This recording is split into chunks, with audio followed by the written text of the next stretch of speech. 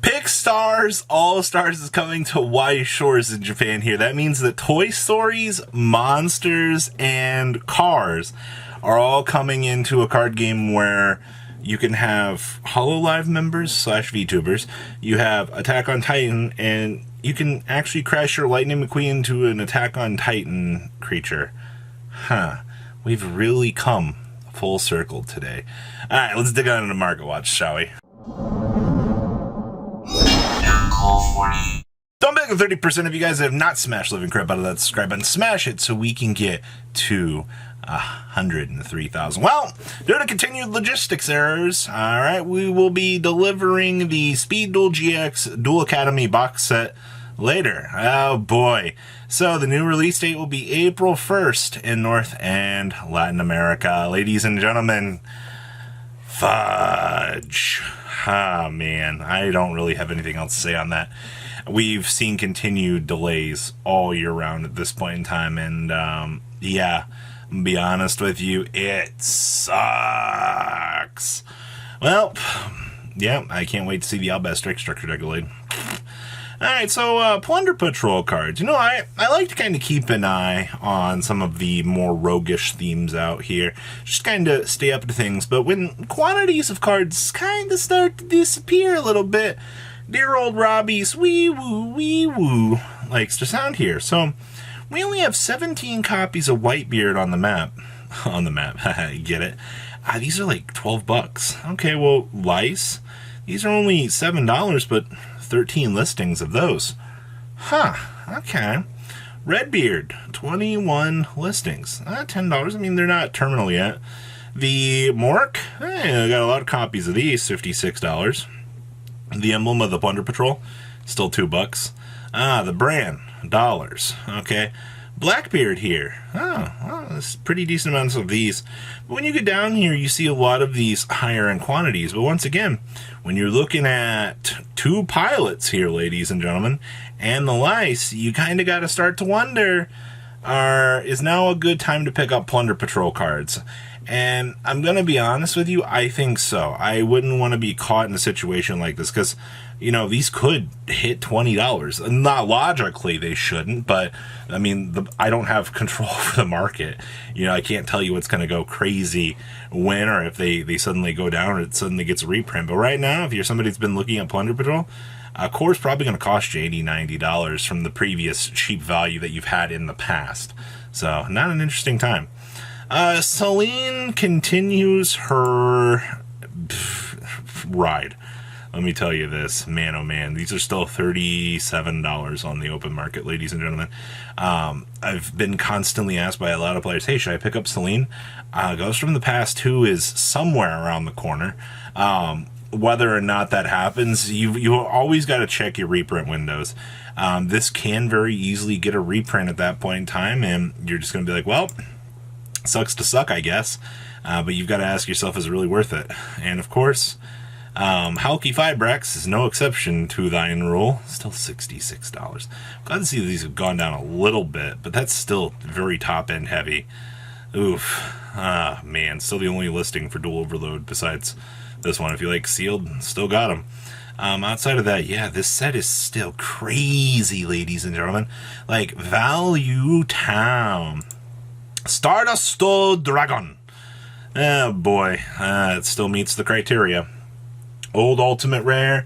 The player base absolutely just eats this up, man. $100 for light play. Okay.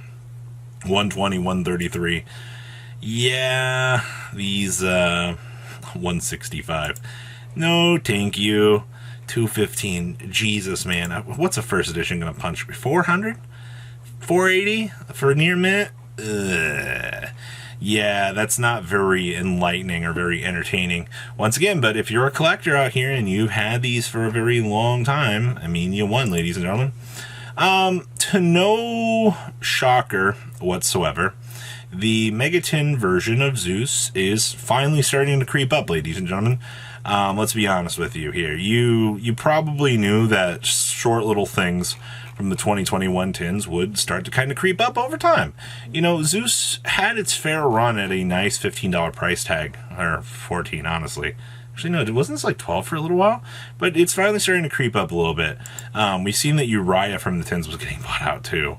Cases are still very, very cheap. Crossout Designators, I mean, this is still one of the most populated cards right now. Yeah, still effectively $30, and it's still holding. It's just waiting for one thing.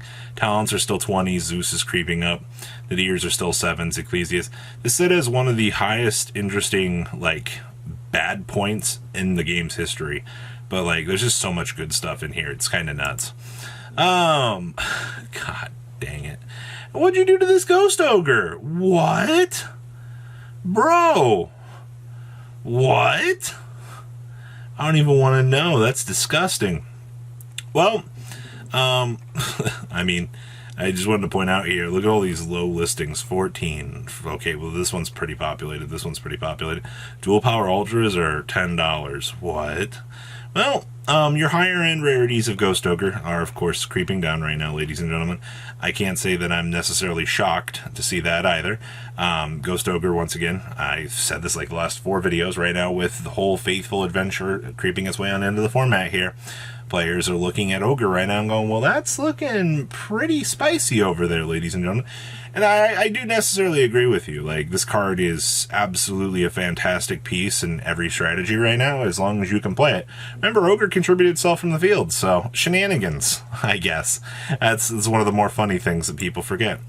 Lightning Storms. I wanted to point out here that the King's Court versions, besides this one guy obviously trying to get some free feedback here, these are genuinely holding at $70 at this point in time. And I don't genuinely see a big shift on these. I mean, hell, man, you have to go all the way down here to like $75 to get like an actual gold star. All right, everybody else is just new sellers effectively across the board here.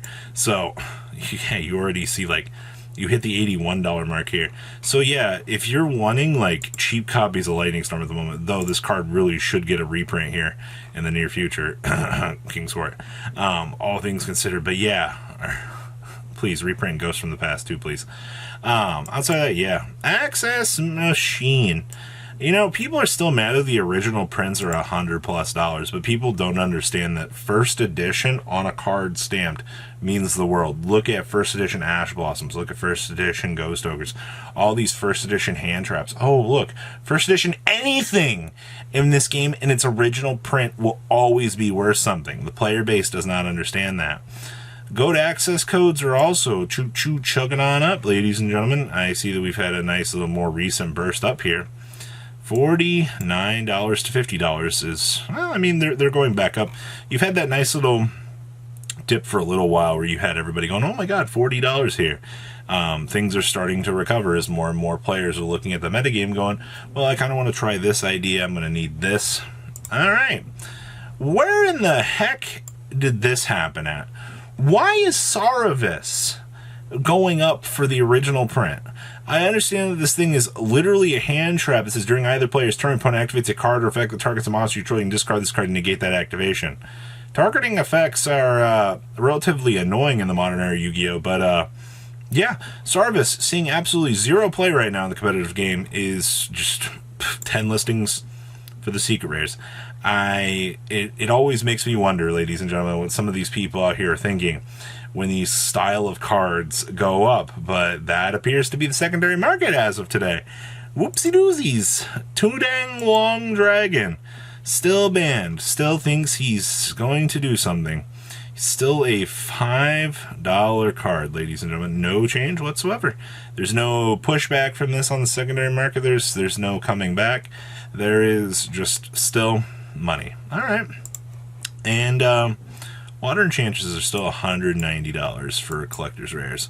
Right of our Meteors, still floating about the 150, 155 mark. I'm seeing there with the market price. Emergency Teleports are still $80. Torrential Tributes, still 74s.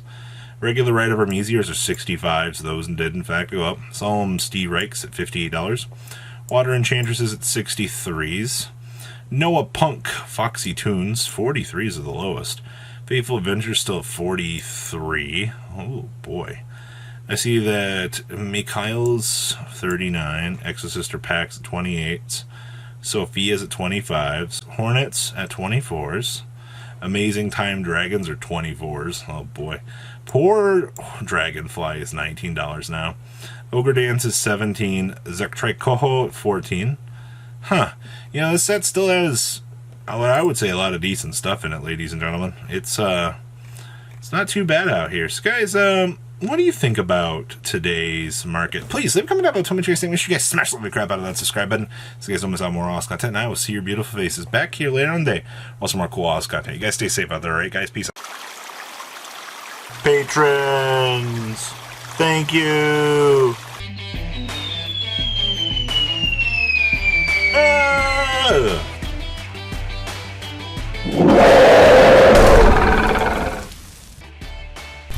Thank you so much for watching. Check out these other videos.